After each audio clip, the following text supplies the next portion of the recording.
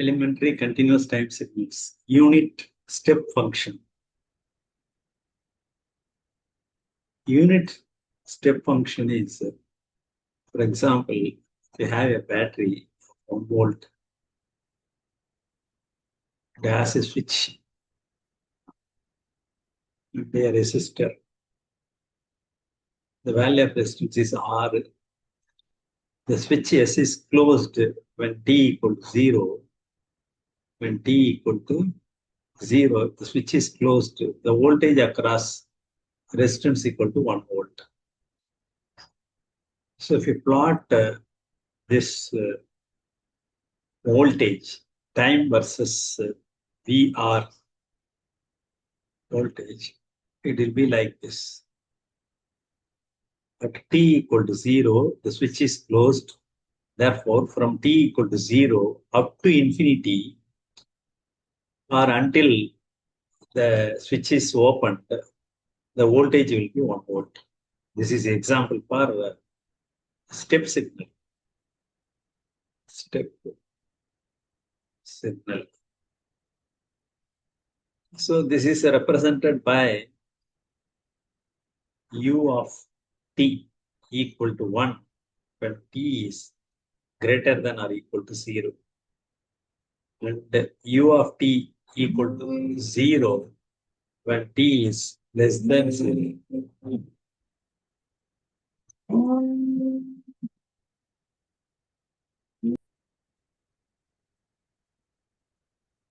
Step signal is used to test the performance of any system.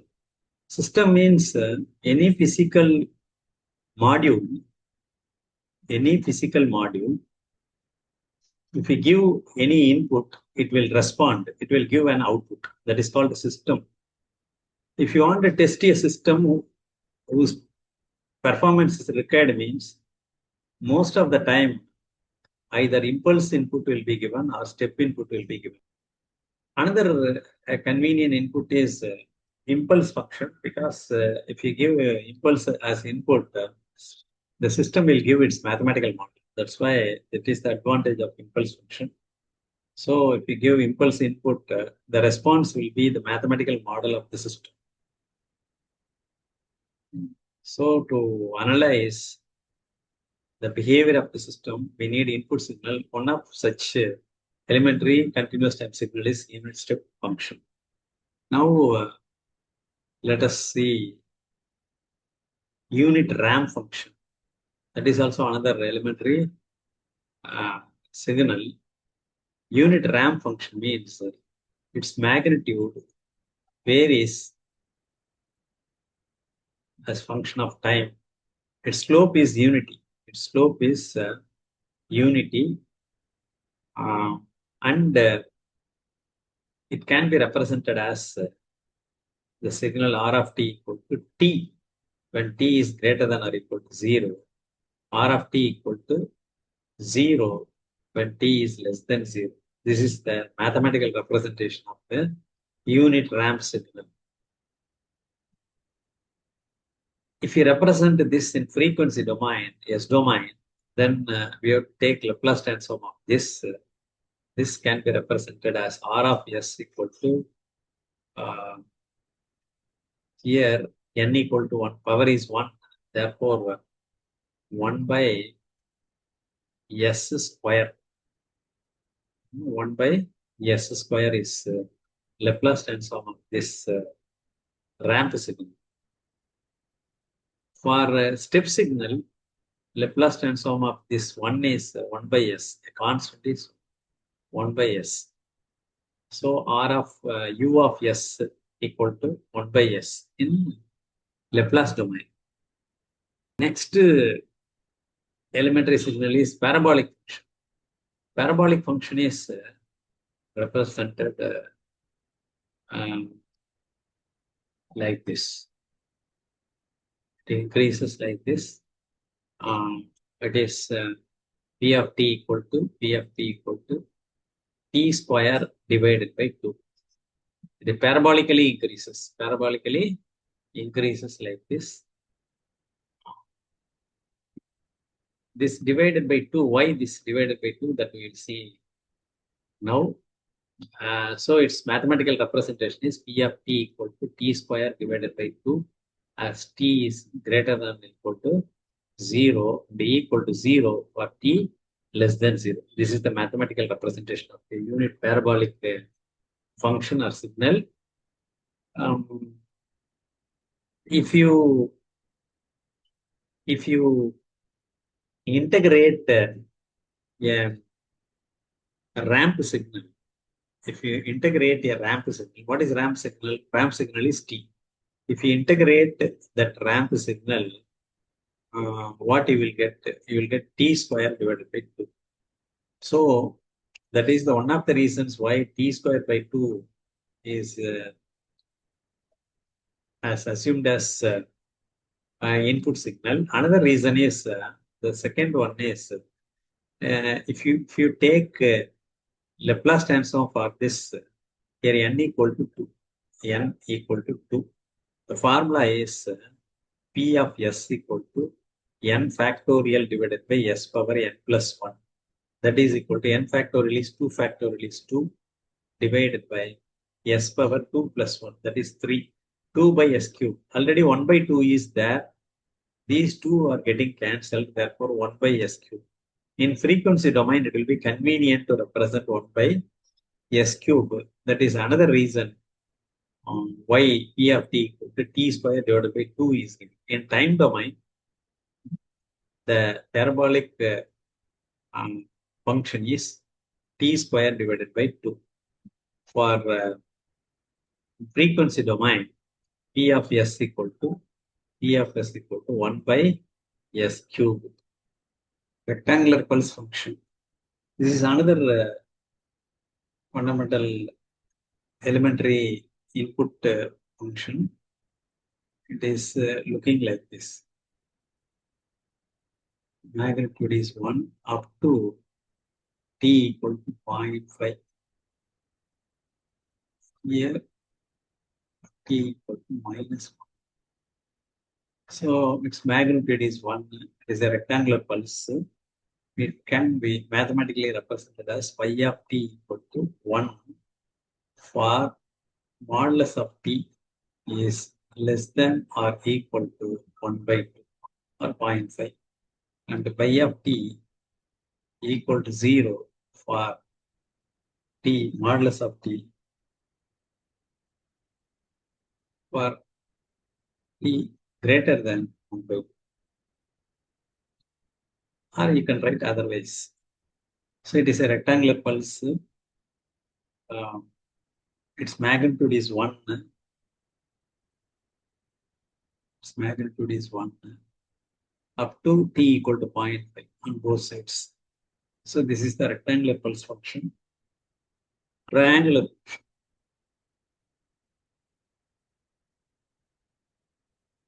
Its magnitude is 1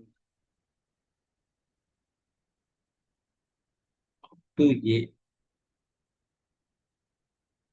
So this can be mathematically represented as triangular pulse function. That is equal to 1 minus modulus of t divided by a. When t equal to a, it becomes 1. When t at this point, when t equal to a, this becomes 1. 1 minus 1 equal to 0. When t equal to 0, you will get 1. So it is a triangular function, modulus of t divided by a. As t approaches a, it becomes 0. So the condition is t is modulus of t must be less than or equal to a and equal to 0 otherwise.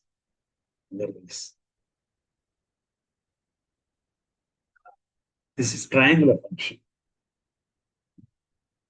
Signum function,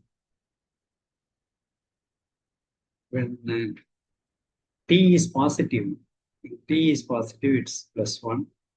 When t is negative, here t equal to 0. When t is negative, it is minus 1. Mathematically, it can be represented as signum function of t equal to 1 minus 1. When t is greater than 0, it is 1. When t is less than 0, it is minus 1. This is called signum function. This is also an elementary input. The next one is sinc function. The sinc function is mathematically represented as sin c. Sinc of t equal to sin t upon t. This is the sinc function. It varies from minus infinity to plus infinity. Here, as t tends to infinity, it becomes 0. So at infinity, its magnitude is 0. This is sinusoidal signal, but as time go on increases, the amplitude of the sinusoidal signal goes on decreases. When t equal to 0, its value is maximum. But limiting case, if we directly put to 0, it becomes infinity. But it is not so as a limiting case because limit t tends to 0, sin t divided by t equal to 1. Because sin 0, 0, t also 0, 0 by 0 form. That's why if you differentiate, you will get cos t divided by 1. So if you substitute, that is equal to 0, t equal to 0, you will get 1. So as a limiting case, its value is 1. Then it gradually decreases and finally it goes to 0. On both sides, it will be like that. This is called the sinc function. Sinc function. Next, this is mathematically represented as sinc c of t equal to sin t divided by t, as t varies from minus infinity to plus infinity. Gaussian function is looking like this.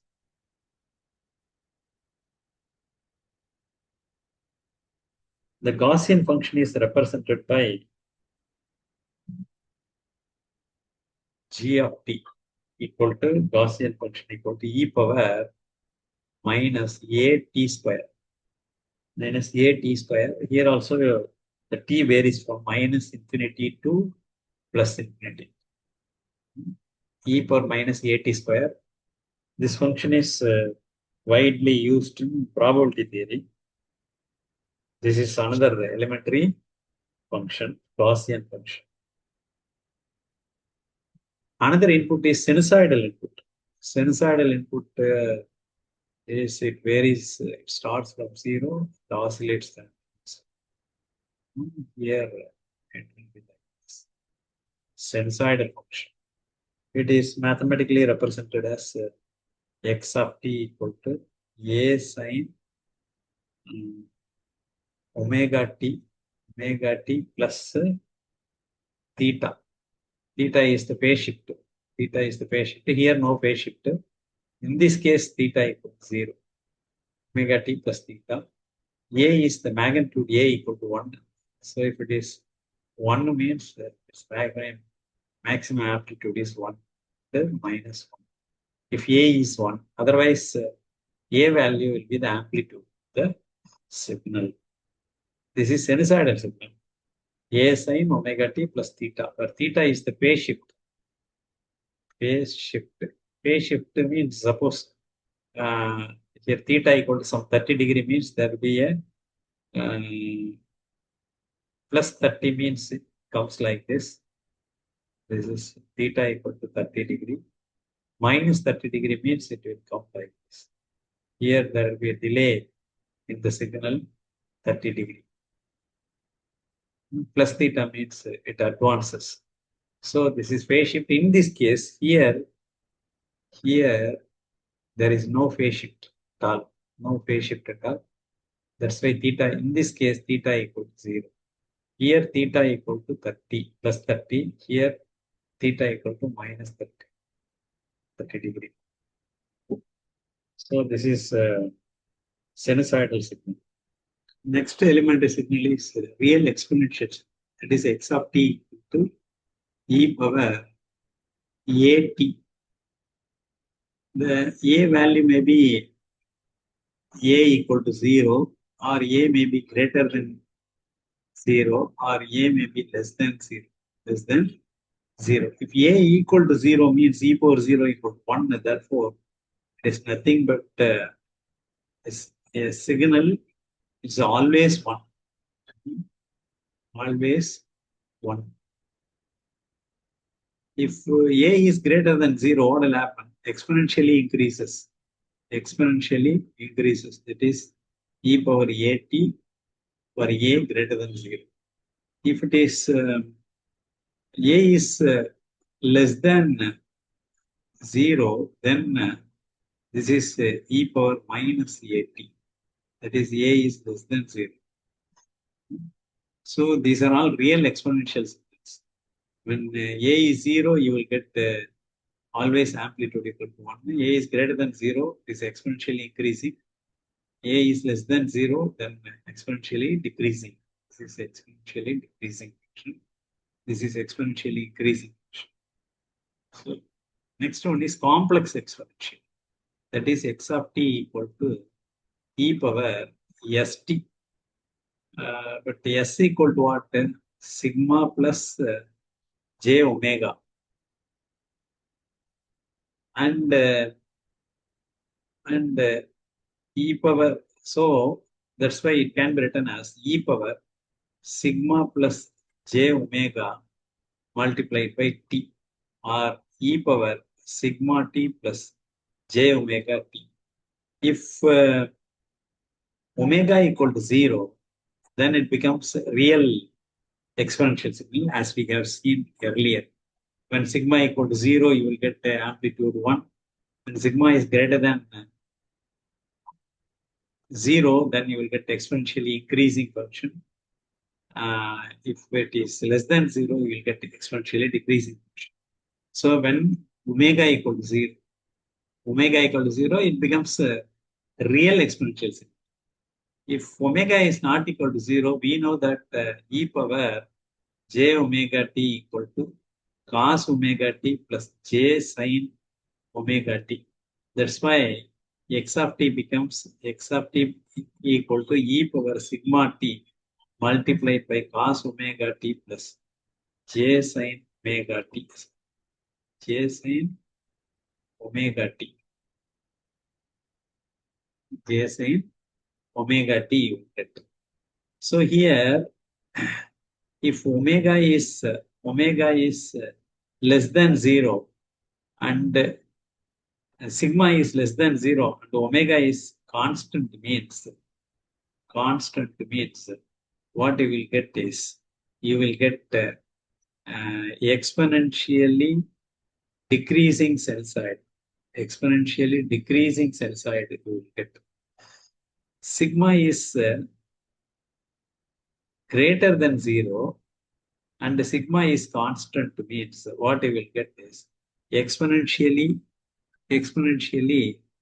it go on increases. Signal you will get exponentially increasing signal you will get. That is sigma is greater than 0. This is for sigma less than 0. If sigma is 0, then what you will get? You will get a sinusoidal signal. Sinusoidal signal. If sigma equal to 0, you will get sinusoidal. So these are the elementary signals that we have seen so far. And sigma is 0 and both are 0. What you will get? So e power 0 plus 0, 0. E power 0 equal to 1. So you will get a constant 1 signal. So all possibilities that we have seen. That's all about various type of elementary signals.